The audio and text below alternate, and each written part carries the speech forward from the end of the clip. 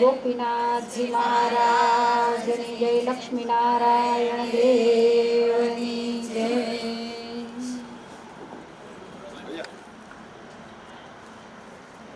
કેવો થાક લાગ્યો? નથી લાગ્યો? તો હજી કાલ ટ્રેન જાય છે શ્રીનાથજી થી સીધી અમદાવાદ. હવે આપણે ગુજરાત તરફ હમણાં જોવાનું નથી. ઘનશ્યામ મહારાજને મળી અને પછી એ બાજુ નજર કરશું. જે મોક્ષ પીપળા ઉપર ચડી અને ઘનશ્યામ મહારાજે આપણી સામે નજર કરેલી એના દર્શન કરીને પછી આપણે ગુજરાતમાં પાછા આવવાનું છે. તો ધીમે ધીમે કરતા તમારા ચાલ જોતા એવું લાગે કે પહેલા કરતા ઘણું બધું સારું છે. પગની અંદર જે પેલા ફોલ્લા પડતા એની હવે આમ ટકાવારી બિલકુલ ઘટી ગઈ છે એમ કહું તોય ના નહીં. એટલે ઘણું બધું, કારણ કે પગ હવે રીઢા થઈ ગયા એટલે બહુ વાંધો નથી. અને રાજસ્થાનની આ ધરતીમાં સરસ મજાના રોડ. હવે તો તમને ક્યાંય રોડમાં પ્રોબ્લેમ નથી ને? છેક સુધી આવો જ સરસ રોડ આવશે એટલે પગને એમાં કાંઈ પ્રોબ્લેમ નહીં થાય. પણ વાહનોનું ધ્યાન રાખવું એ જવાબદારી તમારે પોતાની જ રહેશે. આ વસ્તુ તો અમારે રોજ કહેવી પડશે, કારણ કે ભૂલ થતાં કાંઈ કલાક લાગતી નથી. એક જ સેકન્ડમાં આપણે ભૂલ થઈ જાય. એટલે ખાસ ધ્યાન રાખીને, એમાંય સવારે જેને ઝોલા આવતા હોય ને એને તો ખાસ, તમે ડિવાઈડર બાજુ જાશો તો કદાચ પડી જશો તો ઊભા થઈ જશો, પણ આ બાજુ આવી ન જવાય. એનું સાથે ચાલતા હોય એને પણ થોડું થોડું તમને ખબર પડે. બાજુવાળાને થોડી આંખો ઘેરાય છે તેને થોડાક હલાવતા રહેવું. એટલે શારીરિક તો હવે કોઈ એવી ખાસ તકલીફ છે નહીં. 2 દિવસથી થોડો થોડો તાપ પડે છે, પણ આપણે ટાઈમે ચાલીએ છીએ તો સામે ટાઈમે આપણે પાછા પહોંચી જઈએ છીએ. એટલે એવો કોઈ પ્રશ્ન નથી. અને આપણી યાત્રામાં બધી સ્પીડમાં ચાલનારા લોકો છે. ફાસ્ટ ચાલનારા છે, મીડિયમ ચાલનારા છે, ધીમા ચાલનારા છે, અને એકદમ ધીમા ચાલનારા પણ. તમને જેની સાથે મેચિંગ આવે એની ટોળીમાં તમારે જોઈન્ટ થઈ જવાનું. એટલે ધીમે ધીમે કરતા આપણે મંજિલ સુધી આપણે પહોંચી જઈશું. કેટલા દિવસ થયા ખબર છે તમને? 15 દિવસ પૂરા. રોજના ગણાતા હોય ને. તો આજે આપણા 15 દિવસ પૂરા થઈ ગયા. હવે 75% બાકી રહ્યું, 25% પૂરું થઈ ગયું. ચાલવાનું તો 25% કરતાંય ઓછું. તો આપણે બધાય ભગવાનને રાજી કરવા માટે નીકળ્યા છીએ. ભગવાને આવો રૂડો આ ભરતખંડની ધરતીમાં આપણને માણસનો જન્મ આપ્યો છે. 84 લાખનું ચક્કર મારી અને આપણે માણસ બન્યા. એમાંય પાછી પવિત્ર ભરતખંડની ધરતી, એમાં આપણે ગરવી ગુજરાત, અને એમાં આપણું સોહામણું સૌરાષ્ટ્ર. તો એ કાઠિયાવાડની ધરતીની અંદર જ્યારે ભગવાને આપણને આવા દિવ્ય સત્સંગમાં, સંતો, શાસ્ત્રો, હરિભક્તો, દેવ મંદિરો, એના માહોલની અંદર જ્યારે આપણને મૂક્યા છે, ત્યારે જેટલા ધર્મના માર્ગે આપણે ચાલીએ ને આપણા માટે ઓછું ગણાય.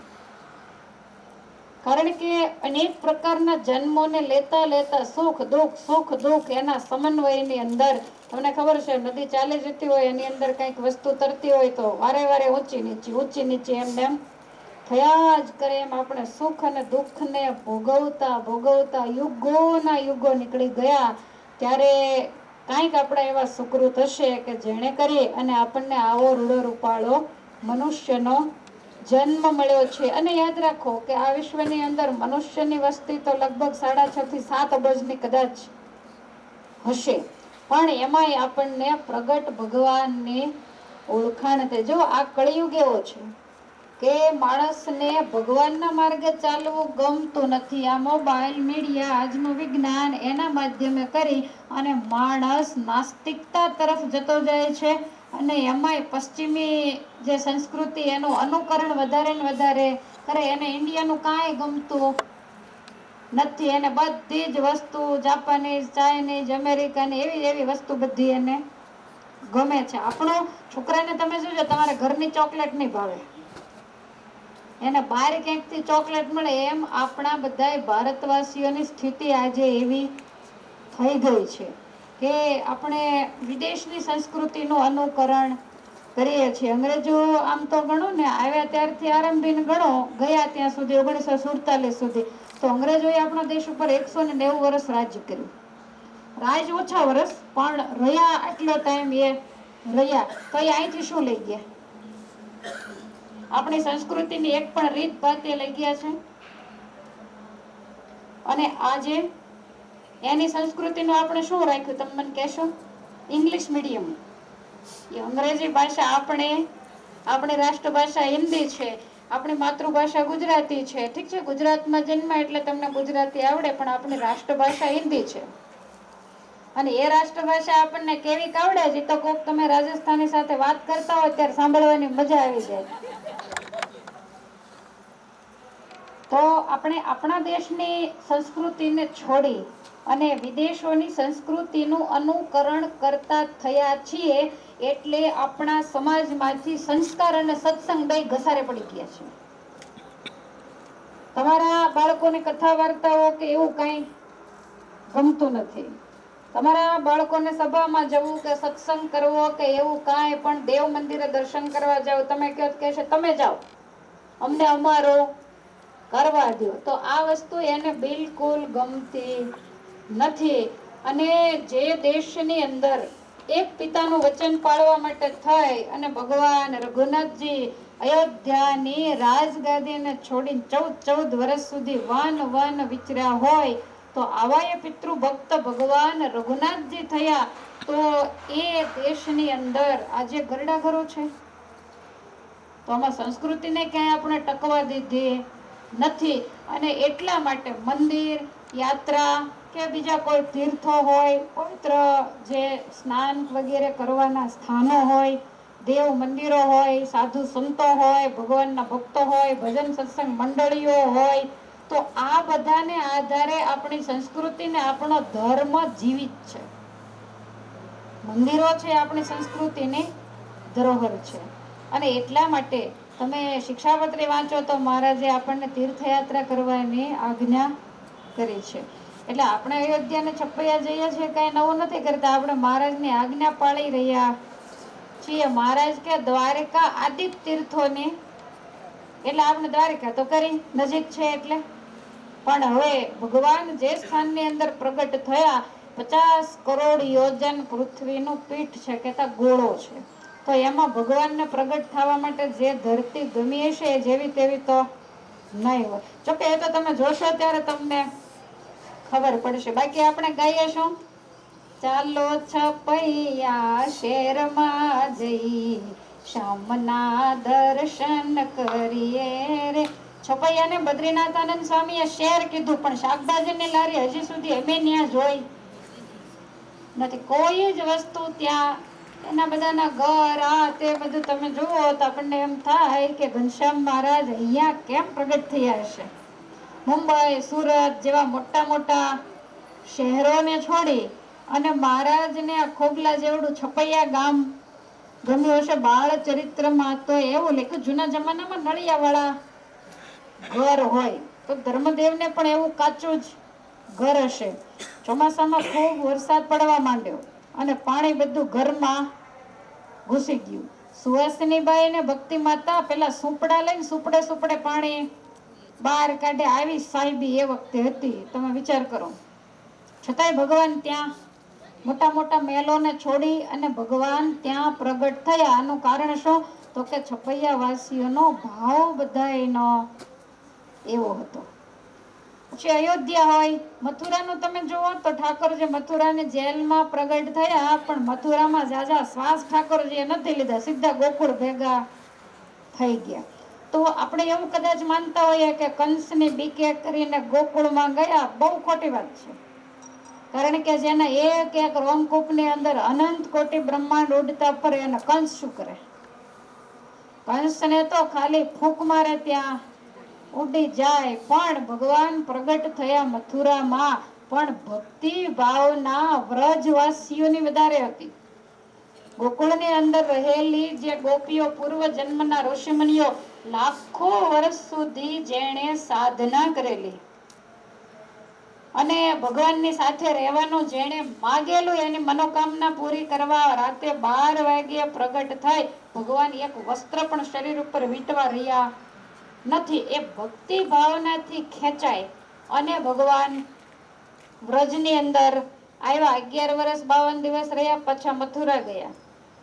તો પાછા આપણા સૌરાષ્ટ્ર વાળાનો ભાવ કઈક વિશેષ હશે. તમે યાદ રાખો, 11 વર્ષ વ્રજમાં રહ્યા, 14 વર્ષ મથુરામાં રહ્યા, પૂરેપૂરા 100 વર્ષ ભગવાન સાગર બેટમાં દ્વારિકામાં આવીને રહ્યા. આ આપણે સૌરાષ્ટ્ર છે.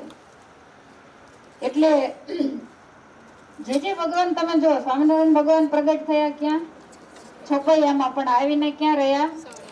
આપણા સૌરાષ્ટ્રની અંદર રહ્યા. અવની ઉપર આટો દઈને ગમ્યું ગઢડા ગામ, એ ગઢપુરમાં આવીને પોતાનું ઘર માનીને કાયમ રહ્યા. તો હું તમને એ કહી રહી છું કે આવી પવિત્ર ધરતીમાં આપણને ભગવાને માણસનો જન્મ આપ્યો છે. આવા પવિત્ર તીર્થ સ્થાનો આપણી આજુબાજુમાં છે અને કથા વાર્તાના માધ્યમ પણ કઈ ઓછા નથી. સંતોનો સમાગમ, ઉત્સવ, સમયા, એના માધ્યમથી આપણે ભગવાનને પૂરેપૂરા જ્યારે ઓળખીએ છીએ તો જેટલું ભજન કરીએ એટલું ઓછું છે, જેટલા નિયમ ધર્મને રાખીએ એટલા ઓછા છે. આજના સમાજને નિયમ ધર્મ બાધારૂપ લાગે, પણ મહારાજે ઘણું બધું, આપણી તંદુરસ્તી, આપણો વ્યવહાર, આપણી વિચારધારા, ઘણા બધા ઉપર વિચાર કરીને મહારાજે આ નિયમ ધર્મ, આ જમવું, આ ન જમવું, અહીંયા જવું, અહીંયા ન જવું, આ પીવું, આ ન પીવું, એ ભગવાને કઈ એમને બધું ગોઠવી કાઢ્યું નથી. એ આપણા તંદુરસ્તી, આપણો આત્મા અને આપણું શરીર, એ બેયને લક્ષમાં, બેમાંથી એકેયનું બગડે નહીં એવા ઈશ્વરથી મહારાજે આ બધું કર્યું છે. અને એ ભગવાન જો આપણને ઓળખાઈ જાય તો એના જેવા કોઈ ભાગ્યશાળી નહીં. અને એ ભગવાન જેને 100% ઓળખાણા હોય, એ 2 મહિના ચાલવા માટે નીકળે પડે. બાકી વાહનો નહીં તો ક્યાં સગવડતા નથી. તમે વાહનમાં ન જઈ શકો છપૈયા, અયોધ્યા, મથુરા, દરેક જગ્યાએ જઈ શકીએ. અને ગયા પણ હશે ઘણા બધા, છતાંય મનથી એવું થાય. અને હું જોઉં છું આટલા ટાઈમથી કે આટલા બધા પદયાત્રિકો છે, તો ક્યારેય કોઈને એવો વિચાર નથી આવ્યો કે મારે હવે નથી હાલવું, બેસી જવું છે. તકલીફ હોય, ગમે તેટલી મુશ્કેલી હોય, જેટલું સહન થાય એટલું કરે. પછી ન થાય તો વાત જુદી છે, બાકી સહન થાય એટલું કરે. તમે રસ્તામાં અમુક ન ચાલી શકે, એના મોઢા જોઈએ એવો જ ખબર પડે. દિવેલ પીધું હોય એવા મોઢા, ડગલું માંડતા મોઢું બગાડતા હોય, પણ છતાંય એ ચાલે. કારણ કે એને એમ છે જ્યાં સુધી ચલાય ત્યાં સુધી ચાલવું છે. તો આ હિંમત છે એ બહુ પુણ્યશાળીને જ મળે છે. નહીતર તો એમ ન થાય કે ભાઈ એક દિવસ ચાલ્યા, થાકી ગયા, તો આ કોણ માથાકૂટ કરે? વાહનો ક્યાં નથી, એવો વિચાર આવે. પણ તમને એવો આવે છે? તમને એમ નથી થતું કે હાવ કારણ વગરની રોજના 5-5.5 હજારનું ભાડું ચડે લક્ઝરીનું, હાવ ખાલી હાલી જાય, ટીંગાઈ જાય એવું થાય? સફાઈ ખાલી, આ બધા ક્યાંય આટા મારતા હોય, બે જવાય અંદર જઈ ન બે તાળા મારી સ્વામિનારાયણ ખરા ને, તો હાવ ખાલી વાહન જતા હોય. અને છતાંય આપણે પગ ખેંચીને, શરૂઆતમાં ના વાંધો, પણ બહુ દુખાવો થાય ને ત્યારે આમ ક્યારેક નજર જાય, પણ છતાંય આપણી નજર જાતી નથી ને એવો વિચાર આપણને આવતો નથી. અને ઘણા એને થાકી ગયાનો વિચાર આવે ત્યાં સુધીમાં પૂછે કેટલું દૂર? અમે કઈ 1 કિલોમીટર, 1.5 કિલોમીટર, પાછો પાવર ચડી જાય અને ચાલતા થઈ જાય છે. એટલે હવે તો 15 દિવસ તો 25% તો કાઢી નાખવાનું, એટલું તો નીકળી ગયું. આટલું જેને આપણને અંતર કપાયું છે, આપણને છેક સુધી જરૂરથી પહોંચાડશે. અને એવા જ ઈચ્છાથી આપણે બધા નીકળ્યા છીએ. એટલે મહારાજને પ્રાર્થના કરું કે બધાને ક્ષેમ કુશળ, થોડો ઘણો કંઈક દુખાવો હોય તો એમાં ભગવાન થોડીક હજી રાહત આપે. અને બીજું કે દુખાવો હોય ને ચાલીએ તો જેટલા સંભળાવો એટલા ભાવથી ભગવાનનો સાંભળે અને શાંતિથી કાંઈ તકલીફ ન હોય ચાલતા હોઈએ તો આપણને સરસ રીતે મહારાજ યાદ આવે. એટલે ભગવાનને સંભાળતા સંભાળતા શાંતિથી આપણે જઈએ. અને કિલોમીટર પણ એટલા બધા આપણે જો જે લોકો જાય છે તો એ લોકોને 40-45 તો ઓછામાં ઓછી એવરેજ હોય છે કે રોજનું 45 કિલોમીટર ખેંચે. પણ અમે તો તમને લક્ષ્યમાં લઈને આયોજન કર્યું છે કે તમે કેટલું ખેંચી શકો. अपनी पहुंच विचार के करिए तो इतनी दौड़ इतना पाव पसारिए जितनी लंबी सोड को બિલકુલ લાંબા પગ કરીને સૂતું હોય તો એની પાસે ઓઢવાનું મોટું હોય તો સુવે. આપણે તો પાસે નાનકડું એવું વસ્ત્ર છે તો આપણે એનો વાદ કરીને લાંબા પગ કરીએ તો અડધા ખુલ્લા રહે. માટે આપણે સોડ આપણી પહોંચ પ્રમાણે કરી છે કે જેથી કરીને બે ટાઈમ થોડું થોડું ચાલીએ તો થોડોક વચ્ચે વિશ્રામ આપણને મળી જાય. 8:30 ને 9 વાગ્યાના પહોંચે અને 9 થી 4 સુધીનો વિશ્રામ મળી જાય છે અને રાત્રે પણ એટલો જ આરામ મળી જાય. ઠાકોરજીએ નાવા ધોવાનું ગોઠવ્યું, નહીતર તો હાવ નિરાંત હોત. ઉઠીને ચા પાણી પીને ચાલતા થઈ જાય. પણ હવે મહારાજ કે અમારા આશ્રિતે સ્નાન અને 2 પ્રકારની પૂજા કર્યા વગર અન્ન જળ લેવો નહીં. માનસી પૂજા અને પ્રત્યક્ષ પૂજા. માનસી પૂજા તમે કેવી કરતા હશો એ તો ઠાકોરજી ને તમે 2 વાગે ઉઠીને શું માનસી પૂજા હરખી થાય કહો? હા, પછી રસ્તામાં કરી લેવી, પણ ધ્યાન રાખો ડિવાઈડર ઉપર પડી જવાય નહીં. એનો ખુલ્લી આંખે, કારણ કે 2 વાગ્યામાં ઠાકોરજીને જગાડવા અને તમારે એવો ટાઈમ હોય નહીં. એટલે માળા જે કંઈ તમારી 2-5 કરતા હોય ગુરુ મંત્રની અને ઠાકોરજીને જે કંઈ આરતી કે જે કરતા હોય એટલો વિધિ કરીને આરામથી રસ્તામાં બધા પાઠ વગેરે જે કંઈ હોય એ બધું, કે પાઠ કરતા જ નથી એ બધું કરવું. બરાબર. હવે આજે તમને ખાસ એટલા માટે બેસાડ્યા છે કે અહીંયાથી આપણે મથુરાએ પહોંચશું, અયોધ્યાએ પહોંચશું, છપૈયાએ પહોંચશું. કેવી રીતે? પગપાળા. તો વળતા શું કરશું એ વિચારવું પડશે ને. અત્યાર સુધી બધા આવે ને જાય એમાં અમને કઈ સૂચતું નહોતું કે વળતાનું શું કરવું. એમ કે છપૈયા તમે બધા રહી જશો.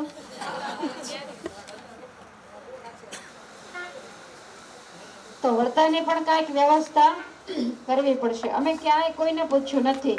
તો કદાચ એવું બને કે કોઈએ રિટર્ન ટ્રેન ટિકિટ કદાચ બુક કરાવી હોય કે ઘરેથી કરાવવાના હોય કે જે હોય તે, કોઈને પાછળ લેવા આવવાના સંબંધીઓ આવવાના હોય કંઈ ગાડી બીજું ત્રીજું લઈને, તો એને રિટર્નમાં લઈ જવાના પણ હોય. એટલે આજે મારે તમને એ પૂછવાનું છે કે તમે જવાની વ્યવસ્થા શું કરી છે? કોને કોને કોઈને લેવા આવવાના હોય આ તે એવા કોણ છે? આંગળી ઊંચી કરો જોઈએ. 1 2 3. પાછા આવશે ને મૂકીને આવતા રહેશું અમે. હવે જો એમાં એવું છે કે તો આપણને વ્યવસ્થા કરવાની ખબર પડે. આ તો બહુ લાંબી વાત છે. હવે 2 પ્રશ્ન હતા કે આપણે કદાચ 50 દિવસે છપૈયા પહોંચી જઈએ. આપણે મથુરા જ્યારે પહોંચશું તો પહોંચ્યા એ દિવસે તો તમે બરોબર થાકી ગયા હશો. એટલે આપણે જન્મસ્થાનના ખાલી દર્શન, કારણ કે આપણે ટેક જન્મસ્થાનની હોય પગપાળા છેક જન્મસ્થાન સુધી આપણે જવાનું છે. પછી તમે આરામ કરશો. પછી બીજા દિવસે આપણે ગોકુળ કે એવું કંઈક વૃંદાવન લઈશું. ત્રીજા દિવસે ગોવર્ધન બરસાના જે આવતું હશે એ લઈ આરામ કરીને ચોથે દિવસે સવારમાં પાછા આપણે ચાલતા થઈ જવાનું. એટલે ઘણા પૂછતા હોય કે કોઈને મથુરા આવવું હોય તો કેમ કરવું. એ તો આપણી 18, 19 અને 20 આ 3 તારીખ ફાઇનલ મથુરામાં છે. બરાબર. એટલે હવે વારે વારે એકની એક વાત તમારે પૂછવાની નહીં. કઈ તારીખ? 18, 19 ને 20. અને 21 આપણે વહેલા 4 વાગે પાછા રૂટીન પ્રમાણે ચાલતા થઈ જવાનું છે. એટલે કદાચ કોઈ આવવાના હોય યાદ દે તો આ રીતની તારીખ તમારે એને આપી દેવાની. ત્યાં સુધીના ઉત્તરો આપણે જોયેલા છે, બુક કરેલા છે. પછી તો બધું રામ ભરોસે ચાલવાનો. રોજે રોજ જોઈ અને રોજે રોજ નક્કી કરશું. અને પછી 535 કિલોમીટર બચે છે છપૈયા. અયોધ્યા પૂરા 500, એટલે આપણે 100 કિલોમીટરની અંદર 3 દિવસ જેવું આપણે ગણીએ તો 15 દિવસ તો ગણવા જ રહ્યા કે આપણે 15 દિવસે છપૈયા પહોંચી જઈએ. તો તમે 20 તારીખથી ગણો એટલે 5 તારીખ જેવું ગણાય. કારણ કે આપણે કાંઈ જોયું નથી એટલે તમે બધાય પાછળ પડી જાઓ. અમને પાક્કી પહોંચવાની તારીખ આપો. પાક્કી તારીખ કેવી રીતે કાઢવી કયો જોઈએ? એટલે અંદાજિત આપણે 5 તારીખ મૂકીએ છીએ. તો મારા ખ્યાલ પ્રમાણે નોમ કઈ તારીખે છે? રામનવમી 17 તારીખે છે, બરાબર? તો પેલા બધા એવું કહેતા કે ભાઈ મહારાજનું પ્રાગટ્ય સ્થાન છે તો ત્યાં આપણે રામનવમી કરવી. કદાચ 5 તારીખે પહોંચ્યા તો 6, 7, 8 ત્રણેક દિવસ તો આપણે ત્યાં રોકાવું જ રહ્યું. કારણ કે આજુબાજુના બધા દર્શન છે, ગૌઘાટ છે. પછી જો તમારી હિંમત હશે તો બાજુમાં તરગામ છે, રામ પ્રતાપભાઈનું સાસરું, મહારાજ બહુ વખત ત્યાં ગયેલા છે. તો એ બધા સ્થાનના આપણે દર્શન કરીશું અને 3 દિવસ આપણે ત્યાં રોકાઈશું. બધા તીર્થોની પ્રદક્ષિણા કરીશું. કારણ કે તમે જ્યારે ચાલતા હોય ને પછી ચાલવાનું તમે એક સાથે બંધ કરી દો ને તોય તબિયત બગડે. એટલે નારાયણ સરોવર હોય, ઘનશ્યામ મહારાજ હોય, મોટું મંદિર હોય, જેટલી પ્રસાદીની છત્રી હોય, બધાની 108 પ્રદક્ષિણા આપણે ત્યાં કરવાની. એટલે પગ થોડા ચાલતા રહેશે તો તબિયતમાં બહુ વાંધો નહીં આવે. એટલે 3 દિવસ આપણે ત્યાં રોકાય અને પછી જો પાછળ અઠવાડિયું લગભગ રામનવમીને વધે તો પછી તમે 8 દિવસ સુધી ત્યાં શું કરો? ફૂલાશ્રમ જાઓ.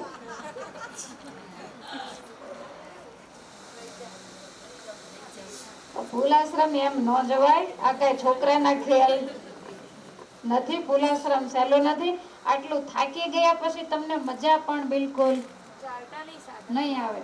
સાધનમાં પણ હજી પગ જ ચોળતા હોય અઠવાડિયું, એમાં શું ફૂલાશ્રમ જઈને કરો? પેલા અમે નક્કી કર્યું હતું કે લઈ જવા. 2-3 વસ્તુ નક્કી કરી. પહેલા તો આપણે કથા નક્કી કરી હતી 7 દિવસની. પછી એ પાછું બંધ રહ્યું કે તમે 7 દી થાક ઉતારો માટે ખોટી બૂમો પાડવાનો કોઈ મતલબ નહીં. પછી ઘણાનું કેવું એવું હતું કે રામનવમી કરવી છે તો કથા વાર્તા કેવું કાંઈ હોય નહીં. અને હું એવું નથી વિચારી શકતી કે તમને અઠવાડિયું ત્યાં સાવ છપૈયામાં બેસાડી રાખ્યા હોય તો તમે હાંજ પડે 1000 માળા કરશો. બિલકુલ નહીં.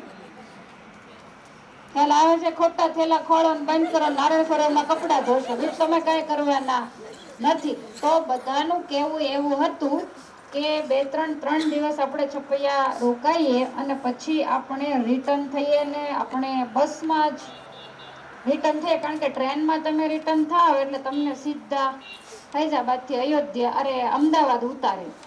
વચ્ચે તમારે ક્યાંય દર્શન ન થાય.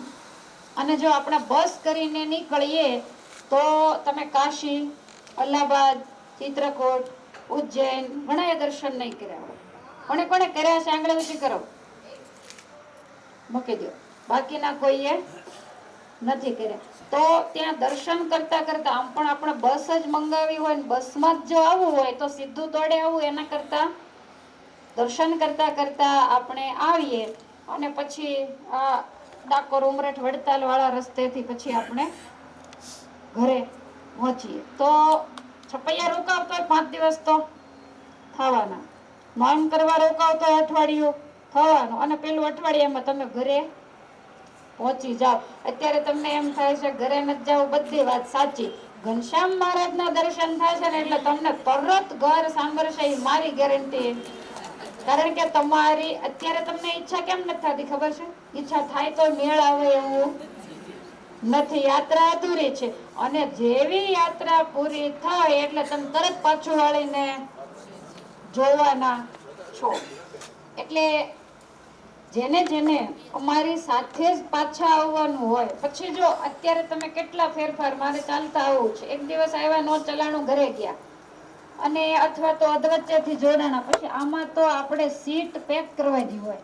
પછી તમે આ ના કરો આમાં મેળ આવે નહીં.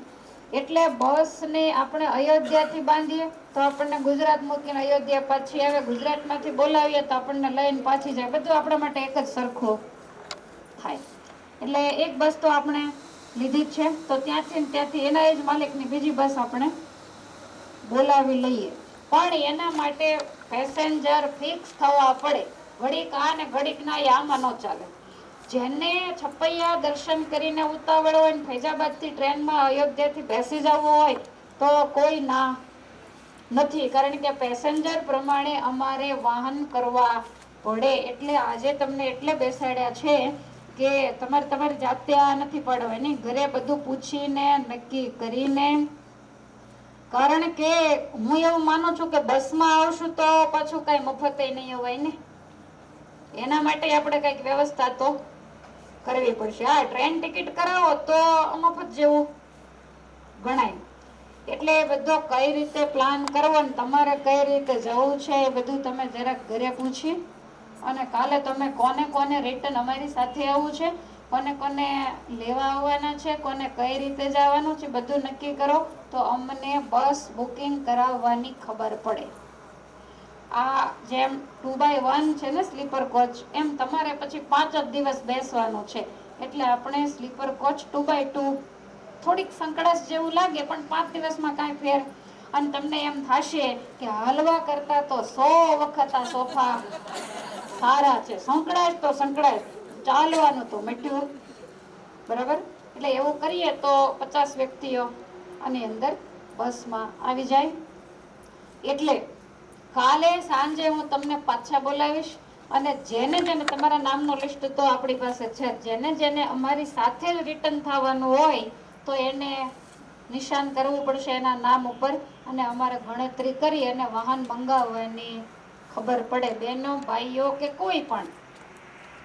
પછી આજે નાના નાના વાહનો છે તો તમારે એક વ્યક્તિ ગાડી લઈને આવવાના હોય પછી આડોશી પડોશી બીજા બેને પાછા બેસાડતા. અને બીજું કે તમારે કાશી અલ્હાબાદ દર્શન કરવા ગાડી અમારે આરે આંકો એને કાંઈ ના નથી, જોડે જોડે જ બધે દર્શન કરતા કરતા આપણે પાછા ગુજરાત પહોંચી જઈએ. એટલે ગાડી હોય તો ભલે જે ગાડીઓને સાથે આવવું હોય એને છૂટ, ડાયરેક્ટ નીકળી જવું હોય એને પણ છૂટ.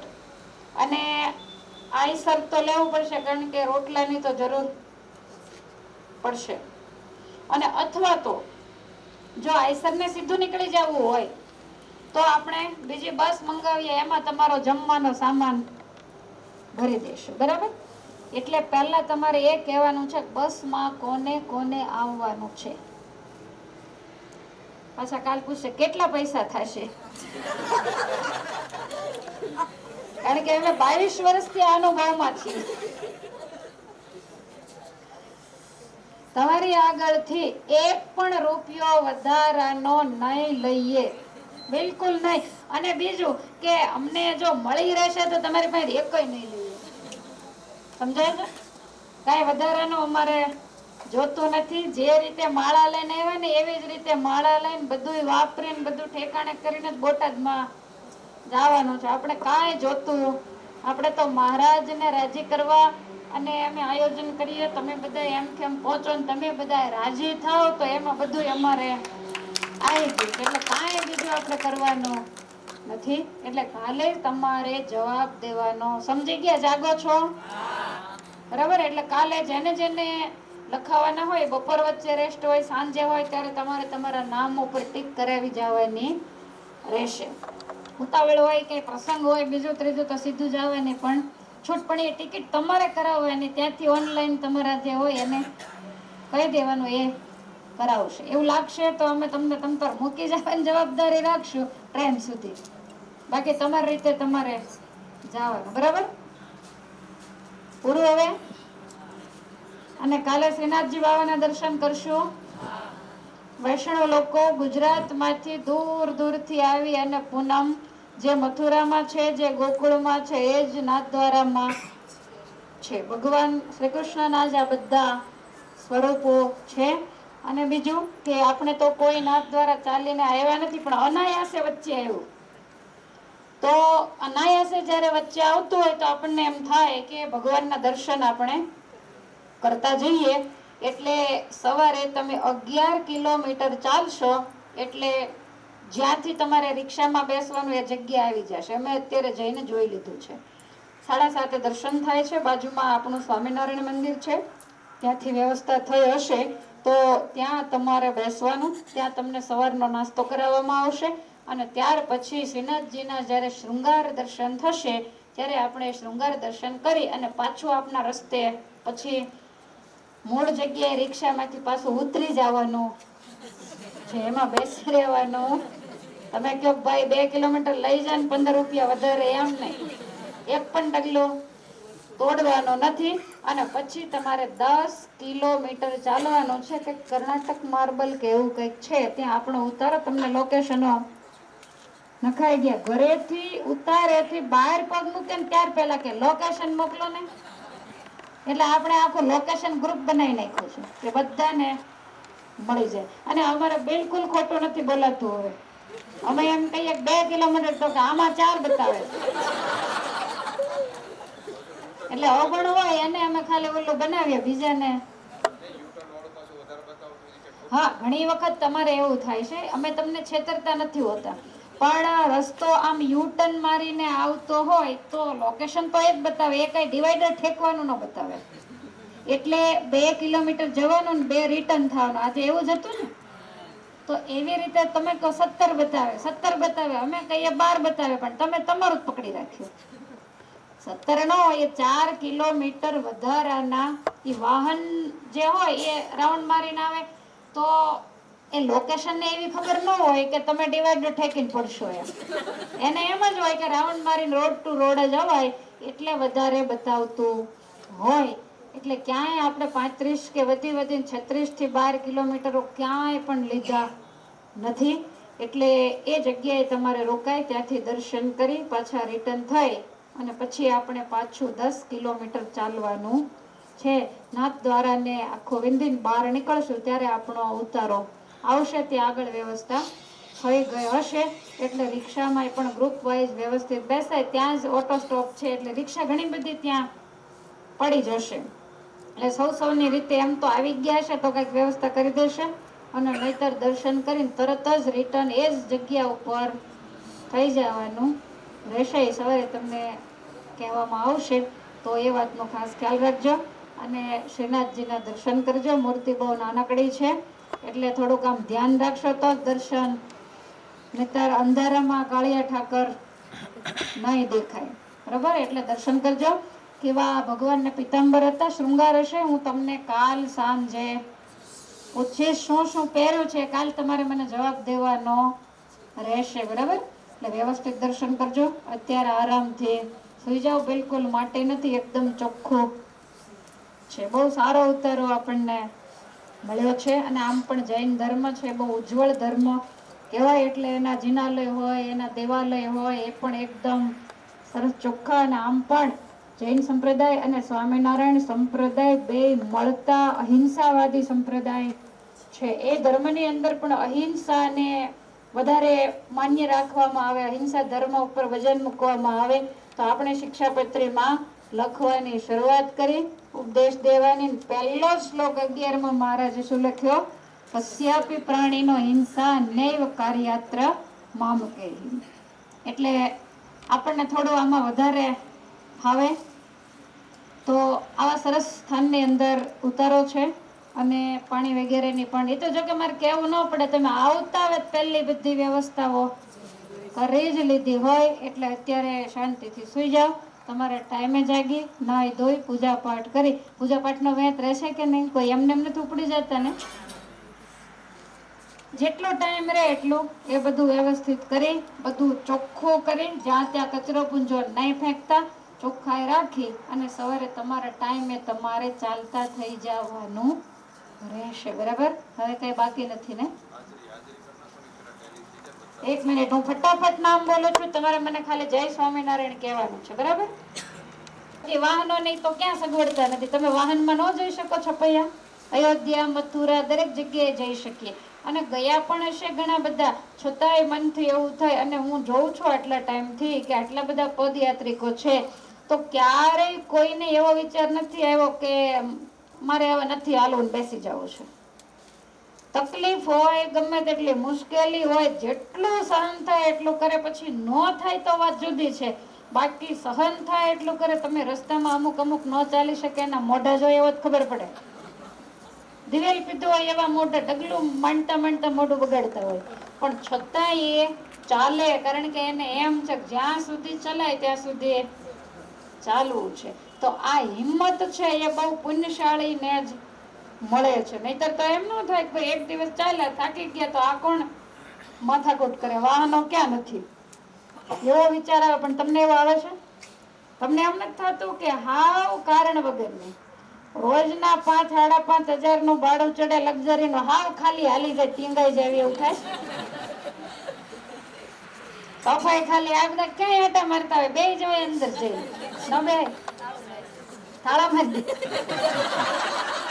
સ્વામિનારાયણ ખરા ને, તો હાવ ખાલી વાહન જતા હોય અને છતાંય આપણે પગ ખેંચી ખેંચીને શરૂઆતમાં ના વાંધો, પણ બહુ દુખાવો થાય ને ત્યારે આમ ક્યારેક ક્યારેક નજર જાય, પણ છતાંય આપણી નજર જાતી નથી ને એવો વિચાર આપણને આવતો નથી. અને ઘણા એને થાકી ગયાનો વિચાર આવે ત્યાં સુધીમાં પૂછે કેટલું દૂર, અમે કઈ 1 કિલોમીટર 1.5 કિલોમીટર, પાછો પાવર ચડી જાય અને ચાલતા થઈ જાય છે. એટલે હવે તો 15 દિવસ તો 25% તો કાઢી નાખવાનું, એટલું તો નીકળી ગયું. આટલું જેને આપણને અંતર કપાયું છે આપણને છેક સુધી જરૂરથી પહોંચાડશે. અને એવા જ ઈચ્છાથી આપણે બધા નીકળ્યા છીએ. એટલે મહારાજને પ્રાર્થના કરું કે બધાને ક્ષેમ કુશળ, થોડો ઘણો કંઈક દુખાવો હોય તો એમાં ભગવાન થોડીક હજી રાહત આપે. અને બીજું કે દુખાવો હોય ને ચાલીએ તો જેટલા સંભળો હોય એટલા ભાવથી ભગવાન નો સાંભળે અને શાંતિથી કાંઈ તકલીફ ન હોય ચાલતા હોઈએ તો આપણને સરસ રીતે મહારાજ યાદ આવે. એટલે ભગવાનને સંભાળતા સંભાળતા શાંતિથી આપણે જઈએ. અને કિલોમીટર પણ એટલા બધા આપણે જો જે લોકો જાય છે તો એ લોકોને 40-45 ની તો ઓછામાં ઓછી એવરેજ હોય છે કે રોજનું 45 કિલોમીટર ખેંચે. પણ અમે તો તમને લક્ષ્યમાં લઈને આયોજન કર્યું છે કે તમે કેટલું ખેંચી શકો. अपनी पहुंच विचार के करिए तो इतनी दौड़ इतना पाव पसारिए जितनी लंबी सोड को बिल्कुल लांबा पग કરીને સૂતું હોય તો એની પાસે ઓઢવાનું મોટું હોય તો સુવે.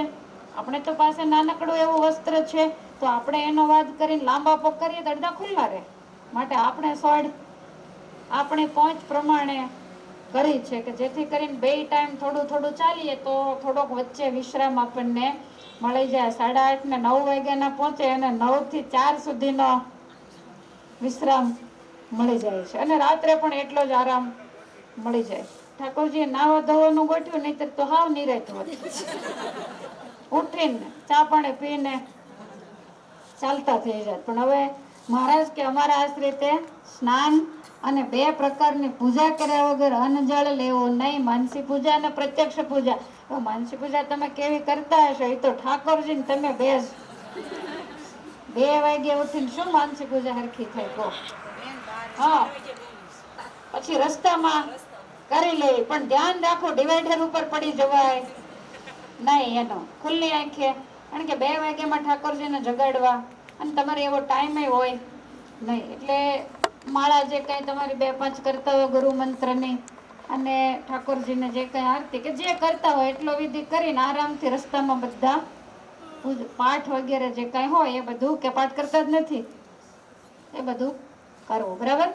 હવે આજે તમને ખાસ એટલા માટે બેસાડ્યા છે કે અહીંયાથી આપણે મથુરાએ પહોંચશું, અયોધ્યાએ પહોંચશું, છપૈયાએ પહોંચશું. કેવી રીતે?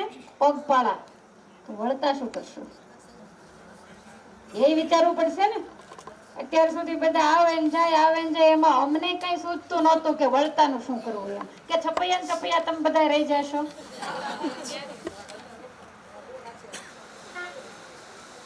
તો વળતાની પણ કાંઈક વ્યવસ્થા કરવી પડશે. અમે ક્યાંય કોઈને પૂછ્યું નથી. તો કદાચ એવું બને કે કોઈએ રિટર્ન ટ્રેન ટિકિટ કદાચ બુક કરાવી હોય કે ઘરેથી કરાવવાના હોય કે જે હોય તે, કોઈને પાછળ લેવા આવવાના સંબંધીઓ આવવાના હોય કંઈ ગાડી બીજું ત્રીજું લઈને, તો એને રિટર્નમાં લઈ જવાના પણ હોય. એટલે આજે મારે તમને એ પૂછવાનું છે કે તમે જવાની વ્યવસ્થા શું કરી છે? કોને કોને કોઈને લેવા આવવાના હોય આ તે એવા કોણ છે? આંગળી ઊંચી કરો જોઈએ. 1 2 3. પાછા આવશે ને જ મૂકીને આવતા રહેશું અમે. હવે જો એમાં એવું છે કે તો આપણને વ્યવસ્થા કરવાની ખબર પડે. આ તો બહુ લાંબી વાત છે. હવે બે પ્રશ્ન હતા કે આપણે કદાચ 50 દિવસે છપૈયા પહોંચી જઈએ. અહીંયા આપણે મથુરા જ્યારે પહોંચશું તો પહોંચ્યા એ દિવસે તો તમે બરોબર થાકી ગયા હશો, એટલે આપણે જન્મસ્થાનના ખાલી દર્શન, કારણ કે આપણે ટેક જન્મસ્થાનની હોય પગપાળા છેક જન્મસ્થાન સુધી આપણે જવાનું છે. પછી તમે આરામ કરશો. પછી બીજા દિવસે આપણે ગોકુળ કે એવું કંઈક વૃંદાવન લઈશું. ત્રીજા દિવસે ગોવર્ધન બરસાના જે આવતું હશે એ લઈ આરામ કરીને ચોથે દિવસે સવારમાં પાછા આપણે ચાલતા થઈ જવાનું. એટલે ઘણા પૂછતા હોય કે કોઈને મથુરા આવવું હોય તો કેમ કરવું. એ તો આપણી 18, 19 અને 20 આ 3 તારીખ ફાઇનલ મથુરામાં છે. બરાબર. એટલે હવે વારે વારે એકની એક વાત તમારે પૂછવાની નહીં. કઈ કઈ તારીખ? 18, 19 ને 20. અને 21 આપણે વહેલા 4 વાગે પાછા રૂટિન પ્રમાણે ચાલતા થઈ જવાનું છે. એટલે કદાચ કોઈ આવવાના હોય યાદ દે તો આ રીતની તારીખ તમારે એને આપી દેવાની. ત્યાં સુધીના ઉત્તરો આપણે જોયેલા છે, બુક કરેલા છે. પછી તો બધું રામ ભરોસે ચાલવાનો. રોજે રોજ જોઈ અને રોજે રોજ નક્કી કરશું. અને પછી 535 કિલોમીટર બચે છે છપૈયા. અયોધ્યા પૂરા 500. એટલે આપણે 100 કિલોમીટરની અંદર 3 દિવસ જેવું આપણે ગણીએ તો 15 દિવસ તો ગણવા જ રહ્યા કે આપણે 15 દિવસે છપૈયા પહોંચી જઈએ. તો તમે 20 તારીખથી ગણો એટલે 5 તારીખ જેવું ગણાય. કારણ કે આપણે કાંઈ જોયું નથી એટલે તમે બધાય પાછળ પડી જાઓ. અમને પાક્કી પહોંચવાની તારીખ આપો. પાક્કી તારીખ કેવી રીતે કાઢવી કયો જોઈએ? એટલે અંદાજિત આપણે 5 તારીખ મૂકીએ છીએ. તો મારા ખ્યાલ પ્રમાણે નોમ કઈ તારીખે છે રામનવમી? 17 તારીખે છે. બરાબર. તો પેલા બધા એવું કહેતા કે ભાઈ મહારાજનું પ્રાગટ્ય સ્થાન છે તો ત્યાં આપણે રામનવમી કરવી. કદાચ 5 તારીખે પહોંચ્યા તો 6, 7, 8 3 દિવસ તો આપણે ત્યાં રોકાવું જ રહ્યું. કારણ કે આજુબાજુના બધા દર્શન છે, ગૌઘાટ છે. પછી જો તમારી હિંમત હશે તો બાજુમાં તરગામ છે, રામ પ્રતાપભાઈનું સાસરું, મહારાજ બહુ વખત ત્યાં ગયેલા છે. તો એ બધા સ્થાનના આપણે દર્શન કરીશું અને 3 દિવસ આપણે ત્યાં રોકાઈશું. બધા તીર્થોની પ્રદક્ષિણા કરીશું. કારણ કે તમે જ્યારે ચાલતા હોય ને પછી ચાલવાનું તમે એક સાથે બંધ કરી દો ને તોય તબિયત બગડે. એટલે નારાયણ સરોવર હોય, ઘનશ્યામ મહારાજ હોય, મોટું મંદિર હોય, જેટલી પ્રસાદીની છત્રી હોય, બધાની 108 પ્રદક્ષિણા આપણે ત્યાં કરવાની. એટલે પગ થોડા થોડા ચાલતા રહેશે તો તબિયતમાં બહુ વાંધો નહીં આવે. એટલે 3 દિવસ આપણે ત્યાં રોકાય અને પછી જો પાછળ અઠવાડિયું લગભગ રામનવમીને વધે તો પછી તમે 8 દિવસ સુધી ત્યાં શું કરો? ઉલાશ્રમ જાઓ.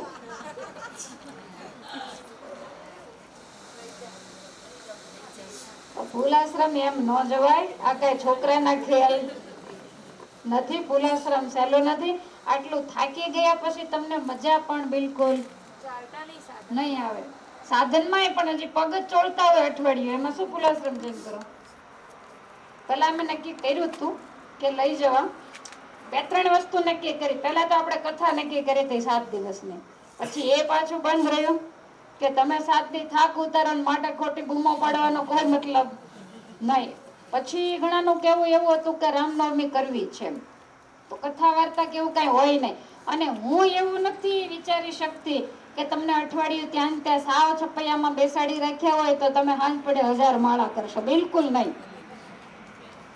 ખ્યાલ આવે છે? ખોટા થેલા ખોળો બંધ કરો, નારાયણ સરોવરમાં કપડાં ધોશો. બીજું તમે કાંઈ કરવાના નથી. તો બધાનું કેવું એવું હતું કે 2-3 દિવસ આપણે છપૈયા રોકાઈએ અને પછી આપણે રિટર્ન થઈએ ને આપણે બસમાં જ રિટર્ન થઈએ. કારણ કે ટ્રેનમાં તમે રિટર્ન થાવ એટલે તમને સીધા ફૈઝાબાદથી અમદાવાદ ઉતારે. વચ્ચે તમારે ક્યાંય દર્શન ન થાય. અને જો આપણે બસ કરીને નીકળીએ તો તમે કાશી, અલ્હાબાદ, ચિત્રકૂટ, ઉજ્જૈન ઘણા દર્શન નહીં કર્યા હોય. કોને કર્યા છે? આંગળી ઊંચી કરો, મૂકી દો. બાકીના કોઈએ નથી કર્યા. તો ત્યાં દર્શન કરતા કરતા આમ પણ આપણે બસ જ મંગાવી હોય ને બસમાં જ જો આવવું હોય તો સીધું દોડે આવવું એના કરતા દર્શન કરતા કરતા આપણે આવીએ અને પછી આ ડાકોર ઉમરેઠ વડતાલ વાળા રસ્તેથી પછી આપણે ઘરે પહોંચીએ. તો છપૈયા રોકાવતો હોય 5 દિવસ તો થવાના, મૌન કરવા રોકાવતો હોય અઠવાડિયું થવાનું, અને પેલું અઠવાડિયામાં તમે ઘરે પહોંચી જાઓ. અત્યારે તમને એમ થાય છે ઘરે નથી જાવ, બધી વાત સાચી. ઘનશ્યામ મહારાજના દર્શન થાય છે ને એટલે તમને તરત ઘર સાંભળશે એ મારી ગેરંટી. કારણ કે તમારી અત્યારે તમને ઈચ્છા કેમ નથી થતી ખબર છે? ઈચ્છા થાય તો મેળ આવે એવું નથી, યાત્રા અધૂરી છે. અને જેવી યાત્રા પૂરી થાય એટલે તમે તરત પાછું વાળીને જોવાના છો.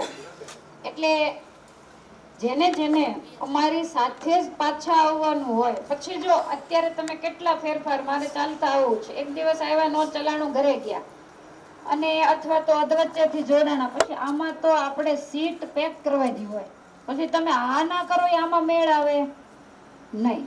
એટલે બસને આપણે અયોધ્યાથી બાંધીએ તો આપણને ગુજરાત મૂકીને અયોધ્યા પાછી આવે, ગુજરાતમાંથી બોલાવીએ તો આપણને લઈને પાછી જાય, બધું આપણા માટે એક જ સરખું થાય. એટલે એક બસ તો આપણે લીધી જ છે, તો ત્યાંથી એના જ માલિકની બીજી બસ આપણે બોલાવી લઈએ. પણ એના માટે પેસેન્જર ફિક્સ થવા પડે. ઘડીક આ ને ઘડીક ના, આમાં ન ચાલે.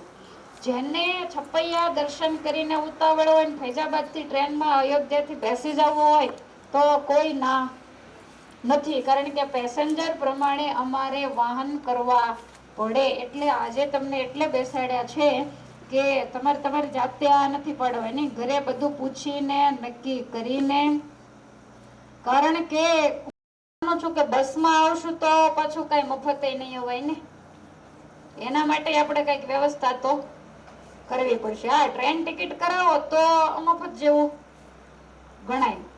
એટલે બધો કઈ રીતે પ્લાન કરવો ને તમારે કઈ રીતે જવું છે એ બધું તમે જરાક ઘરે પૂછી, અને કાલે તમે કોને કોને રિટર્ન અમારી સાથે આવવું છે, કોને કોને લેવા આવવાના છે, કોને કઈ રીતે જવાનું છે, બધું નક્કી કરો તો અમને બસ બુકિંગ કરાવવાની ખબર પડે.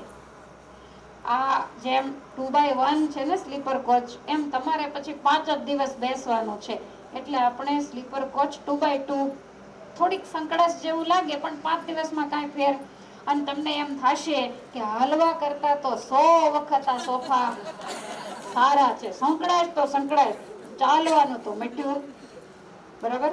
એટલે એવું કરીએ તો 50 વ્યક્તિઓ આની અંદર બસમાં આવી જાય. એટલે કાલે સાંજે હું તમને પાછા બોલાવીશ, અને જેને જેને તમારા નામનો લિસ્ટ તો આપણી પાસે છે, જેને જેને અમારી સાથે જ રિટર્ન થવાનું હોય તો એને નિશાન કરવું પડશે એના નામ ઉપર, અને અમારે ગણતરી કરી અને વાહન મંગાવવાની ખબર પડે. બહેનો ભાઈઓ કે કોઈ પણ. પછી આજે નાના નાના વાહનો છે તો તમારે એક વ્યક્તિ ગાડી લઈને આવવાના હોય, પછી આડોશી પડોશી બીજા બેને પાછા બેસાડતા. અને બીજું કે તમારે કાશી અલ્હાબાદ દર્શન કરવા ગાડી અમારે આરે આંકો એને કાંઈ ના નથી, જોડે જોડે જ બધે દર્શન કરતા કરતા આપણે પાછા ગુજરાત પહોંચી જઈએ. એટલે ગાડી હોય તો ભલે જે ગાડીઓને સાથે આવવું હોય એને છૂટ, ડાયરેક્ટ નીકળી જવું હોય એને પણ છૂટ. અને આઈસર તો લેવું પડશે, કારણ કે રોટલાની તો જરૂર પડશે. અને અથવા તો જો આઈસરને સીધું નીકળી જવું હોય તો આપણે બીજી બસ મંગાવીએ, એમાં તમારો જમવાનો સામાન ભરી દેશું, બરાબર. એટલે પહેલા તમારે એ કહેવાનું છે બસમાં કોને કોને આવવાનું છે. પાછા કાલ પૂછશે કેટલા પૈસા થશે, કારણ કે અમે 22 વર્ષથી આ અનુભવમાં છીએ. તમારી આગળથી એક પણ રૂપિયો વધારાનો નહીં લઈએ, બિલકુલ નહીં. અને બીજું કે અમને જો મળી રહેશે તો તમારી પાસે એકય નહીં લઈએ, સમજાય છે? કાંઈ વધારાનો અમારે જોતું નથી. જે રીતે માળા લઈને આવ્યા ને એવી જ રીતે માળા લઈને બધું વાપરીને બધું ઠેકાણે કરીને જ બોટાદમાં જવાનું છે. આપણે કાંઈ જોતું, આપણે તો મહારાજને રાજી કરવા અને અમે આયોજન કરીએ, તમે બધા એમ કેમ પહોંચો ને તમે બધા રાજી થાવ તો એમાં બધું અમારે આવી ગયું છે. એટલે કાંઈ બીજું આપણે કરવાનું નથી. એટલે કાલે તમારે જવાબ દેવાનો. સમજી ગયા? જાગો છો? બરાબર. એટલે કાલે જેને જેને લખાવાના હોય, બપોર વચ્ચે રેસ્ટ હોય, સાંજે હોય, ત્યારે તમારે તમારા નામ ઉપર ટીક કરાવી જવાની રહેશે. ઉતાવળ હોય કે પ્રસંગ હોય બીજું ત્રીજું તો સીધું જ આવે ને, પણ છૂટ. પણ એ ટિકિટ તમારે કરાવવાની. ત્યાંથી ઓનલાઈન તમારા જે હોય એને કહી દેવાનું, એ કરાવશે. એવું લાગશે તો અમે તમને તમ પર મૂકી જવાની જવાબદારી રાખશું ટ્રેન સુધી. બાકી તમારી રીતે તમારે જવાનું. બરાબર? પૂરું હવે. અને કાલે શ્રીનાથજી બાબાના દર્શન કરશું. વૈષ્ણવ લોકો ગુજરાતમાંથી દૂર દૂરથી આવી અને પૂનમ જે મથુરામાં છે, જે ગોકુળમાં છે, એ જ નાથદ્વારામાં છે. ભગવાન શ્રી કૃષ્ણના જ આ બધા સ્વરૂપો છે. અને બીજું કે આપણે તો કોઈ નાથ દ્વારા ચાલીને આવ્યા નથી, પણ અનાયાસે વચ્ચે આવ્યું. તો અનાયાસે જ્યારે વચ્ચે આવતું હોય તો આપણને એમ થાય કે ભગવાનના દર્શન આપણે કરતા જઈએ. એટલે સવારે તમે 11 કિલોમીટર ચાલશો એટલે જ્યાંથી તમારે રિક્ષામાં બેસવાનું એ જગ્યા આવી જશે. અમે અત્યારે જઈને જોઈ લીધું છે. 7:30 દર્શન થાય છે. બાજુમાં આપણું સ્વામિનારાયણ મંદિર છે, ત્યાંથી વ્યવસ્થા થઈ હશે તો ત્યાં તમારે બેસવાનું. ત્યાં તમને સવારનો નાસ્તો કરાવવામાં આવશે. અને ત્યાર પછી શ્રીનાથજીના જ્યારે શૃંગાર દર્શન થશે ત્યારે આપણે શૃંગાર દર્શન કરી અને પાછું આપના રસ્તે પછી મૂળ જગ્યાએ રિક્ષામાંથી પાછું ઉતરી જવાનું છે. એમાં બેસી રહેવાનું. તમે કહો ભાઈ 2 કિલોમીટર લઈ જાય ને 15 રૂપિયા વધારે, એમ નહીં. એક પણ ડગલો તોડવાનો નથી. અને પછી તમારે 10 કિલોમીટર ચાલવાનું છે. કે કર્ણાટક માર્બલ કે એવું કંઈક છે, ત્યાં આપણો ઉતારો તમને લોકેશનો નખાઈ ગયા. ઘરેથી ઉતારેથી બહાર પગ મૂકે ને ત્યાર પહેલા કે લોકેશન મોકલો ને. એટલે આપણે આખું લોકેશન ગ્રુપ બનાવી નાખ્યું છે કે બધાને મળી જાય. અને અમારે બિલકુલ ખોટું નથી બોલાતું. હવે અમે એમ કહીએ 2 કિલોમીટર તો કે આમાં 4 બતાવે. એટલે અવગણ હોય એને અમે ખાલી ઓલું બનાવીએ, બીજાને. હા, ઘણી વખત તમારે એવું થાય છે. અમે તમને છેતરતા નથી હોતા, પણ રસ્તો આમ યુટર્ન મારીને આવતો હોય તો લોકેશન તો એ જ બતાવે. એ કઈ ડિવાઈડર ઠેકવાનું ન બતાવે. એટલે 2 કિલોમીટર જવાનું ને 2 રિટર્ન થવાનું. આજે એવું જ હતું ને. તો એવી રીતે તમે કહો 17 બતાવે, 17 બતાવે, અમે કહીએ 12 બતાવે, પણ તમે તમારું જ પકડી રાખ્યું. 17 ન હોય, એ 4 કિલોમીટર વધારાના એ વાહન જે હોય એ રાઉન્ડ મારીને આવે તો એ લોકેશન ને એવી ખબર ન હોય કે તમે ડિવાઈડર ઠેકીને પડશો. એને એમ જ હોય કે રાઉન્ડ મારીને રોડ ટુ રોડ જ અવાય, એટલે વધારે બતાવતું હોય. એટલે ક્યાંય આપણે 35 કે વધીને 36 થી 12 કિલોમીટરો ક્યાંય પણ લીધા નથી. એટલે એ જગ્યાએ તમારે રોકાય, ત્યાંથી દર્શન કરી પાછા રિટર્ન થઈ અને પછી આપણે પાછું 10 કિલોમીટર ચાલવાનું છે. નાથદ્વારાને આખો વિંધીને બહાર નીકળશું ત્યારે આપણો ઉતારો આવશે. ત્યાં આગળ વ્યવસ્થા થઈ ગઈ હશે. એટલે રિક્ષામાં પણ ગ્રુપ વાઇઝ વ્યવસ્થિત બેસાય. ત્યાં જ ઓટો સ્ટોપ છે એટલે રિક્ષા ઘણી બધી ત્યાં પડી જશે. એટલે સૌની રીતે એમ તો આવી ગયા છે તો કંઈક વ્યવસ્થા કરી દેશે. અને નહીતર દર્શન કરીને તરત જ રિટર્ન એ જ જગ્યા ઉપર થઈ જવાનું રહેશે. સવારે તમને કહેવામાં આવશે તો એ વાતનો ખાસ ખ્યાલ રાખજો. અને શ્રીનાથજીના દર્શન કરજો. મૂર્તિ બહુ નાનકડી છે એટલે થોડુંક આમ ધ્યાન રાખશો તો જ દર્શન. નહીતર અંધારામાં કાળિયા ઠાકર નહીં દેખાય. બરાબર? એટલે દર્શન કરજો. કેવા ભગવાનને પિતાંબર હતા, શૃંગાર હશે. હું તમને કાલ સાંજે પૂછીશ શું શું પહેર્યું છે. કાલ તમારે મને જવાબ દેવાનો રહેશે. બરાબર? એટલે વ્યવસ્થિત દર્શન કરજો. અત્યારે આરામથી સુઈ જાઓ. બિલકુલ માટી નથી, એકદમ ચોખ્ખું છે. બહુ સારો ઉતારો આપણને મળ્યો છે. અને આમ પણ જૈન ધર્મ છે બહુ ઉજ્જવળ ધર્મ કહેવાય. એટલે એના જિનાલય હોય, એના દેવાલય હોય, એ પણ એકદમ સરસ ચોખ્ખા. અને આમ પણ જૈન સંપ્રદાય અને સ્વામિનારાયણ સંપ્રદાય બે મળતા અહિંસાવાદી સંપ્રદાય છે. એ ધર્મની અંદર પણ અહિંસાને વધારે માન્ય રાખવામાં આવે, અહિંસા ધર્મ ઉપર વજન મૂકવામાં આવે. તો આપણે શિક્ષાપત્રીમાં લખવાની શરૂઆત કરી, ઉપદેશ દેવાની. પહેલો શ્લોક 11માં મહારાજે શું લખ્યો? કસ્યાપી પ્રાણીનો હિંસા નૈવ કાર્યાત્ર મામકે.